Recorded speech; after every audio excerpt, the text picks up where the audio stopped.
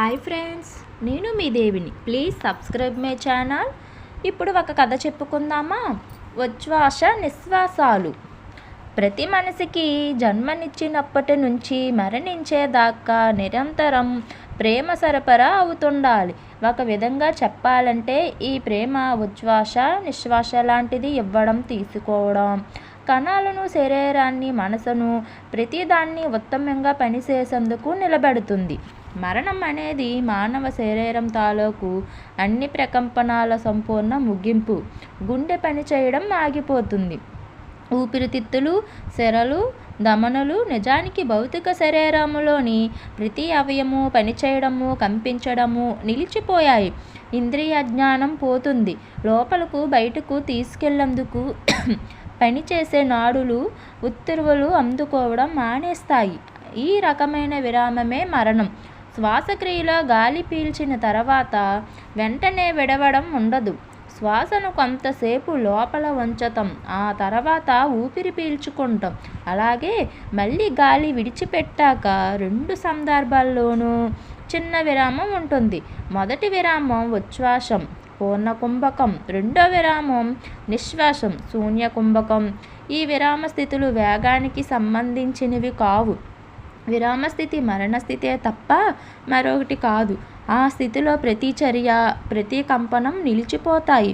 మృత్యువు అని దేన్ని అంటాం? శ్వాస విడుదలైన తర్వాత 1 సెకనుకు బదులుగా 1 ఏడాది, నెల, లేదా 1 రోజు, లేదా సుదీర్ఘ విరామం తర్వాత తిరిగి రావడం. ఇదే తేడా. మరణం అంటే ఒక రకమైన మార్పు. ఇంద్రియాల బహిర్ముఖ చలనం ద్వారా మరణం మార్పు చెందే ప్రపంచాన్ని మాత్రమే గ్రహిస్తాం. మార్పు లేని అజరమరమైన వాటిని గ్రహించాలనుకునేవారు ఈ మార్పు పవనాలను అధిగమించాలి. ఆ అస్తిత్వమే దైవం. అనేక రాజ్యాలను జయించిన అలెగ్జాండర్ ఆఖరికి ఇంటికెళ్లే మార్గంలో తీవ్ర అనారోగ్యానికి గురై మరణం శయ్యపై చేరాడు. సాధించిన విజయాలు పెద్ద శూన్యం, అంతులేని సంపద ఏవి మరణం నుంచి కాపాడలేవని స్పష్టమయ్యింది.